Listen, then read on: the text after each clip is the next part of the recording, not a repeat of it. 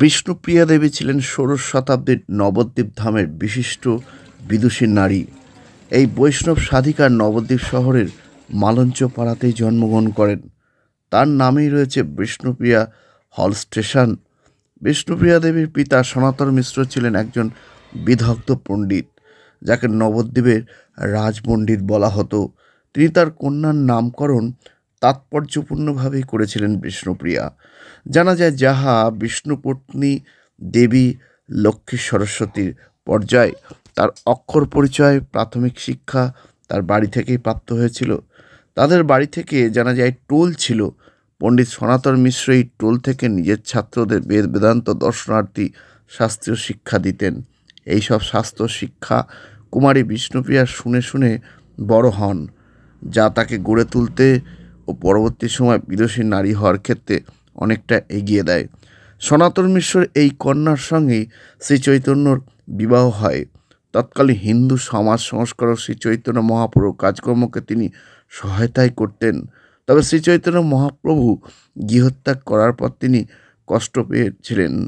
তবে একবার মহাপ্রভুর সঙ্গে দেখার সুযোগও হয়। সন্ন্যাস নেয়ার পর মহাপ্রভু তার মাকে দেখতে এসেছিলেন।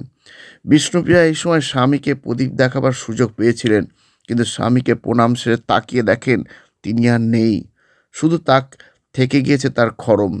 পরবর্তী জীবনে মহাপ্রভুর এই খড়ম পুজো করে তিনি কাটিয়ে দিয়েছিলেন। স্বামীর বিরহ যন্ত্রণার বাকি জীবনটা উৎসর্গ করে ভগবানের সেবার জন্যই তিনি নিয়োজিত হন। স্বামীর প্রতি তার অগাধ ভালোবাসা, ভক্তি, শ্রদ্ধা তাকে মহিষী বানিয়েছে। এই সময় যা যথেষ্টই প্রাসঙ্গিক। আমরা কথা বলেছিলাম ট্রাস্টের সদস্য প্রদীপ রায়ের সঙ্গে। তাকে নিয়ে আমাদের আজকাল আগামী বিশেষ প্রতিবেদন।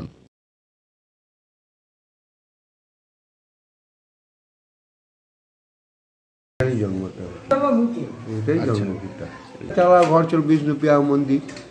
এই আজ থেকে ধরুন 500 বছর আগেকার ব্যাপার। নামে একটা বিষ্ণুপ্রিয়া স্টেশনও হয়েছে। এই যে চালা ঘর ছিল, চালা ঘর করে দেয়, আস্তে আস্তে এইভাবে তৈরি হয়। ডেলি নিত্য পুজো হয়। কাল সন্ধ্যে মিশ্র পরিবার বললাম আমরা কী হিসেবে, আমরা একটু বিষ্ণুপ্রিয়ার জন্মস্থান সেই হিসেবে দেখছি। যুক্ত আছি কমিটির একজন মেম্বার, বিষ্ণুপ্রিয়ার স্টেট ট্রাস্টি বোর্ডের একজন।